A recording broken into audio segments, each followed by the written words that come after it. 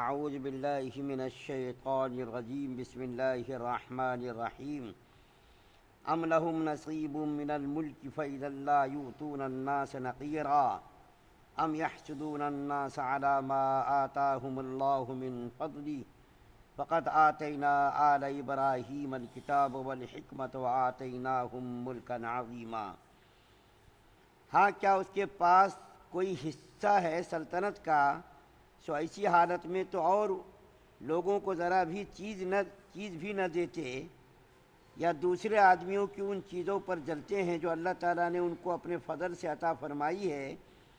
سو ہم نے ابراہیم علیہ السلام کے خاندان کو کہ اب بھی دی ہے اور علم، خاندان کو کتاب بھی دی ہے اور علم بھی دیا ہے، اور ہم نے ان کو بڑی بھاری سلطنت بھی دی ہے۔ سورہ نساء کی آیت نمبر 53 اور 54 آپ کے سامنے پڑھی گئی ہے۔ ان دونوں آیات کے اندر یہودیوں کے حسد کی وجہ بیان کی گئی ہے کہ یہودی لوگ نبی کریم صلی اللہ علیہ وسلم سے حسد کیوں کرتے تھے۔ آپ کو معلوم ہے کہ نبی کریم صلی اللہ علیہ وسلم کو علم و فضل، جاہ و جلال اور کمالات علمیہ اور کمالات عملیہ سے جس طریقے سے اللہ تعالیٰ نے نوازا تھا، ان کمالات اور خوبیوں کی وجہ سے یہودیوں کو بڑا حسد ہوتا تھا۔ یہودی لوگ بڑی ظالم قوم اور بڑی بدترین قوم زمین کے اوپر گزری ہے۔ نبی کریم صلی اللہ علیہ وسلم کی آمد سے پہلے یہ یہودی لوگ نبی کریم صلی اللہ علیہ وسلم کی آمد کا انتظار کرتے تھے اور اپنے مخالفین اور دشمنوں کو کہتے بھی تھے، ڈراتے بھی تھے کہ دیکھو کہ ایک آخری نبی آنے والے ہیں، وہ جب نبی آ جائیں گے تو ان کے ساتھ ہم لوگ تمہارا مقابلہ کریں گے اور تمہارے ساتھ جنگ و جدال اور قتل و قتال کریں گے۔ لیکن جب نبی کریم صلی اللہ علیہ وسلم دنیا کے اندر تشریف لے آئے اور مکہ سے مدینہ تشریف لے گئے تو یہودی لوگوں کو اس بات پر حسد ہو گیا کہ یہ ہمارے خاندان میں سے کیوں پیدا نہیں ہوئے۔ اتنے سارے پیغمبر اور اتنے سارے انبیاء ہماری نسل میں اور ہمارے خاندان میں، ہماری قوم میں آئے، یہ نبی ہماری قوم میں، ہماری نسل میں کیوں نہیں آئے؟ ان کو یہ غصہ اور یہ حسد تھا کہ ہماری قوم میں آنا تھا، ہماری برادری میں آنا تھا، ہماری نسل میں آنا تھا، یہ دوسری قوم میں، دوسری برادری میں اور یہ دوسری نسل میں کیوں آئے؟ تو اللہ تعالیٰ نے ان کے دو حسد کو بیان کیا ہے۔ ایک اور بات یاد آ گئی، جب نبی کریم صلی اللہ علیہ وسلم کے اوپر یہ لوگ اعتراضات کی بوچھار کرنے لگے، اور جب وہ لوگ، ان لوگوں نے دیکھا کہ ہمارا کوئی اب بس نہیں چلتا ہے اس کو بدنام کرنے کا، تو انہوں نے ایک آخری حربہ استعمال کیا ازدواج کے بارے میں، کثرت ازدواج، کہ یہ دیکھو یہ کیسے نبی ہیں، انہوں نے اتنی ساری شادیاں کر رکھی ہیں، 11 شادیاں انہوں نے کر رکھی ہیں، یہ نعوذ باللہ ثم نعوذ باللہ یہ تو ہوس پرست نبی ہیں، خواہشات نفسانی کے تابع ہیں۔ یہ نبی اگر ہوتے تو اتنی ساری شادیاں کیوں کرتے یہ؟ تو ان لوگوں نے یہ ہمارے نبی صلی اللہ علیہ وسلم کو بدنام کرنے کا ایک آخری حربہ استعمال کیا۔ تو علماء نے لکھا ہے کہ ان کے حربے کو اللہ تعالیٰ نے بیان کیا کہ یہ دیکھو تم جو یہ کہتے ہو کہ کثرت ازدواج اس نبی کی شان کے خلاف ہے، پہلے نبیوں نے بھی تو بہت ساری شادیاں کی، خود حضرت ابراہیم علیہ السلام نے کئی نکاح کیے، حضرت داؤد علیہ السلام کے بارے میں تک 100 بیویاں ان کے پاس تھیں، حضرت سلیمان علیہ السلام کے بارے میں تک ان کے پاس 1300 بیویاں تھیں، اتنی ساری بیویاں تھیں۔ اور ہمارے نبی صلی اللہ علیہ وسلم نعوذ باللہ ثم نعوذ باللہ اگر ہوس پرست ہوتے تو نبی کریم صلی اللہ علیہ وسلم نے جتنی شادیاں کی ان میں سے ایک شادی آپ نے جوانی میں کی، 25 سال کی عمر میں حضرت خدیجہ الکبریٰ رضی اللہ تعالیٰ عنہا سے آپ نے شادی کی، وہ بھی 40 سال کی عورت، اور ہمارے نبی صلی اللہ علیہ وسلم 25 سال کے نوجوان۔ نعوذ باللہ اگر ہوس پرست ہوتے تو جوان لڑکی سے شادیاں کرتے۔ مکہ کی تو کتنی ساری لڑکیاں ان کے لیے جو ہے ہر وقت تیار رہتی تھی شادی کرنے کے لیے، لیکن نبی کریم صلی اللہ علیہ وسلم 25 سال کی عمر میں صرف ایک نکاح کرتے، وہ بھی بیوہ عورت سے۔ 40 سال کی عمر اس عورت کی ہے اور ہمارے نبی صلی اللہ علیہ وسلم کی عمر 25 سال۔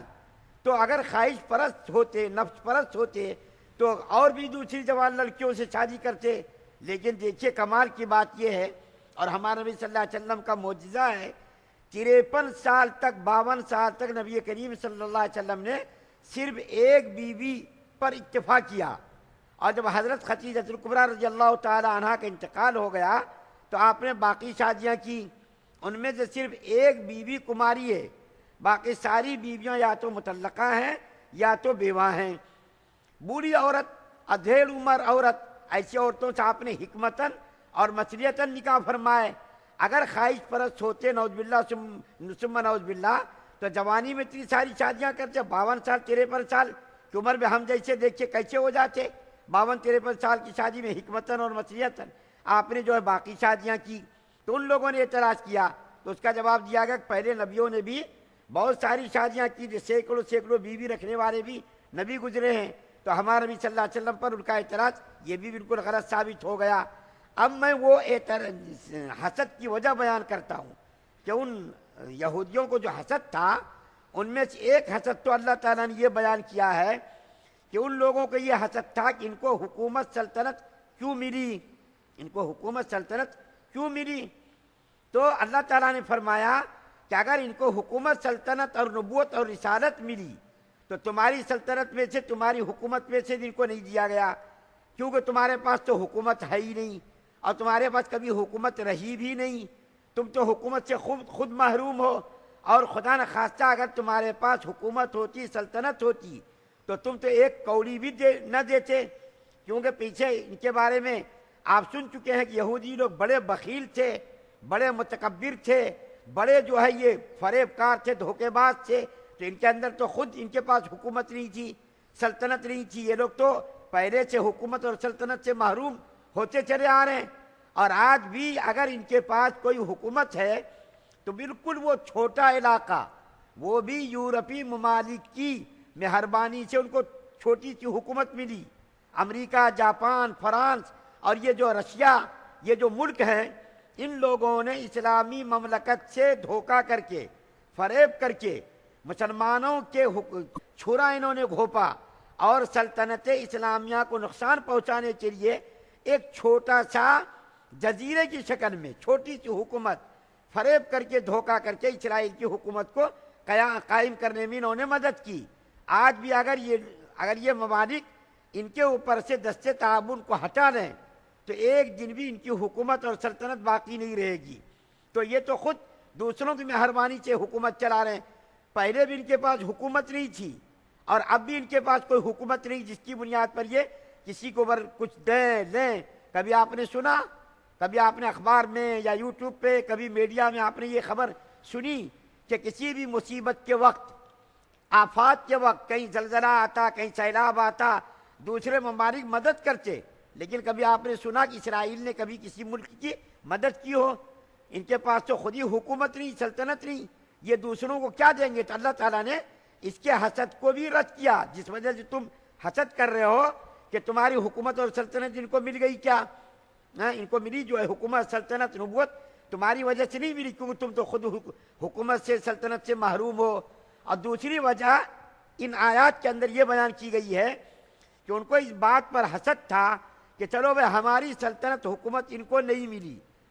تو کیوں ان کو حکومت ملی؟ ہماری سلطنت میں سے، حکومت میں سے اگر ان کو حصہ نہیں ملا تو پھر ان کو حکومت ملی کیوں؟ ان کو حکومت ملنا نہیں تھا، ہم بھی حکومت سے محروم ہیں، یہ بھی حکومت سے محروم ہونا چاہیے تھا، ان کو بھی حکومت نہیں ملنی چاہیے تھی۔ تو اللہ تعالیٰ نے اس پر بھی رد کیا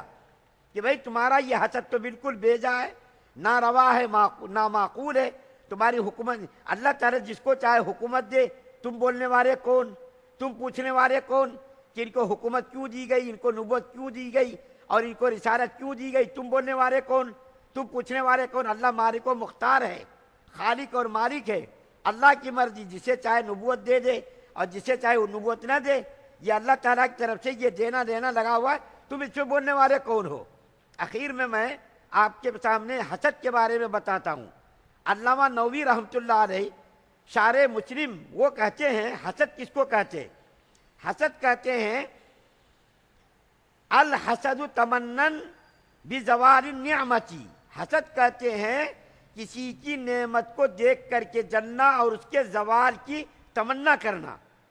کہ میرے سامنے والے کو حکومت کیوں ملی، سلطنت کیوں ملی، گاڑی کیوں ملی، بنگلہ کیوں ملا، اور یہ عیش و آرام کے سامان کیوں ملے؟ تو کہتے ہیں کہ الحسد تمنن بزوال النعمہ، دوسروں کی نعمت کو دیکھ کر کے زوال نعمت کی تمنا کرنا، خواہش کرنا۔ ہماری آسان زبان میں آپ کو بتا دوں، حسد کہتے ہیں بھئی ہم کو کوئی چیز نہ ملے، ہم کو گاڑی بنگلہ حکومت سلطنت دولت نہ ملے، لیکن سامنے والوں کو بھی نہیں ملنا چاہیے، سامنے والا بالکل برباد ہو جائے، سامنے والے کی دولت حکومت، اگر کسی کو چند بچے ہیں تو اس کے بچوں کو دیکھ کر کے ہم جلتے، کوئی اگر عیش و آرام کے ساتھ زندگی گزار رہا اس کے عیش و آرام کو دیکھ کر کے جلتے، تو ہمارے دل کے اندر تمنا پیدا ہوتی ہے کہ سامنے والے کو کوئی خوشی نہ ملے، اس کے بچے مر جائیں، اس کی دولت ختم ہو جائے، اس کے عیش و آرام کے سامان ختم ہو جائے۔ یہ ہے حسد کی تعریف، حسد کا ڈیفینیشن، کہ مجھ کو کوئی چیز ملے نہ ملے ان کو بھی نہیں ملنا چاہیے، اور اگر ان کے پاس ہے تو وہ ساری نعمتیں اس کی زائل ہو جانی چاہیے، اس کی خوشی کا کوئی سامان اس کے پاس نہیں رہنا چاہیے۔ اس کے مقابلے میں ایک ہوتا ہے غیبتہ۔ غیبتہ کس کو کہتے ہیں؟ یہ تمنا کرنا کہ یا اللہ تو نے فلاں کو نعمت اور فلاں کو عیش و آرام کا سامان دیا ہے، اس کو بھی آپ نے دیا، مجھ کو بھی آپ دیجئے۔ اس کو کہتے ہیں غیبتہ، یعنی کسی کو دیکھ کر کے جلنا نہیں، بلکہ ایسی تمنا کرنا یا اللہ تو نے اس کو دیا ہے نا، مجھ کو بھی دے دیجئے یہ چیزیں، عیش و آرام کے سامان۔ اور حسد کے اندر تو بالکل ہی آدمی کے دل کے اندر آگ لگی ہوتی ہے، اور علماء نے لکھا ہے جب کسی کے دل کے اندر حسد کی بیماری اور حسد کا مرض پیدا ہو جاتا ہے تو اس کے لیے وہی حسد کی آگ اس کو جلانے کے لیے کافی ہے۔ دن رات وہ پریشان رہتا، دن رات وہ حسد کی آگ میں جلتا رہتا۔ ایک حدیث بیان کر کے میں بات کو ختم کرتا ہوں۔ اللہ کے رسول صلی اللہ علیہ وسلم نے فرمایا، حسد آدمی کی نیکیوں کو اس طریقے سے کھا جاتا ہے، حسد آدمی کی نیکیوں کو اس طریقے سے کھا جاتا ہے جیسا کہ آگ لکڑیوں کو جلا دیتی ہے۔ ظاہر بات ہے، آگ کے اندر آپ لکڑی ڈالیں گے تو اس کے اندر لکڑیاں جل جاتی ہیں۔ اسی طریقے سے حاسد کی نیکیوں کو وہ حسد اس کی نیکیوں کو حسد جلا دیتا، جیسا کہ لکڑیوں کو آگ جلا دیتی ہے۔ تو حسد کی بیماری ہمارے اندر بھی پائی جاتی ہے، اور آج مسلمانوں کے اندر یہ حسد کی بیماری عام ہو گئی ہے۔ کسی کی خوشیاں، کسی کا کوئی کمال، کسی کو اللہ تعالیٰ نے علم دیا، کسی کو کوئی کمال دیا، کسی کو عیش و آرام کا سامان دیا، تو ہم یہ دعا نہیں کرتے اللہ اس کو ان کے علم و فضل کو، ان کے کمالات کو برقرار رکھیے، ان کو آپ خوش و خرم رکھیے، آپ جو مجھ کو بھی عطا فرمائیے، نہیں، آپ مجھ کو دیں نہ دیں ان کو تو آپ خوشیاں مت دیجیے، ان کو کوئی کمال مت دیجیے، ان کو دولت مت دیجیے، عیش و آرام کا سامان ان کو مت دیجیے۔ تو حسد کی بیماری بڑی ہی خطرناک بیماری ہے، اخلاقی اعتبار سے بھی، دنیاوی اعتبار سے بھی، ہر اعتبار سے حسد بہت بری بلا ہے۔ حسد آدمیوں کو چین سے رہنے نہیں دیتا۔ سامنے جس سے ہم کو حسد ہے، جس کو محسود کہتے، حاسد اگر محسود کو دیکھتا ہے تو اس کے دل کے اندر آگ لگ جاتی ہے، کرے یہ دیکھو سامنے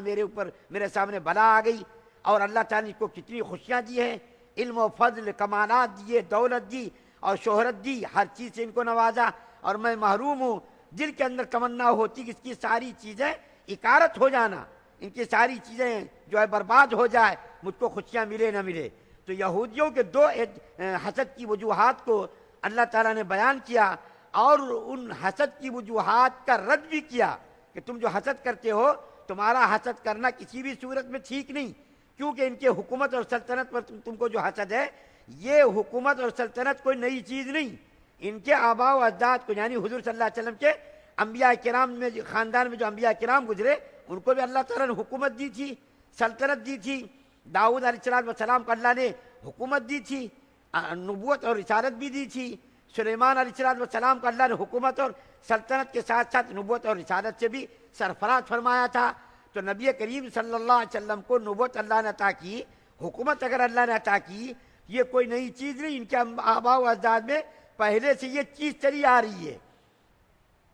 اللہ تعالیٰ سے دعا ہے کہ اللہ تعالیٰ ہم تمام مسلمانوں کو شریعت مطہرہ پر مکمل عمل پیرا ہونے کی توفیق عطا فرمائے۔ سبحان اللہ و بحمدہ، سبحانک اللہم و بحمدک، ونشہد ان لا الہ الا انت۔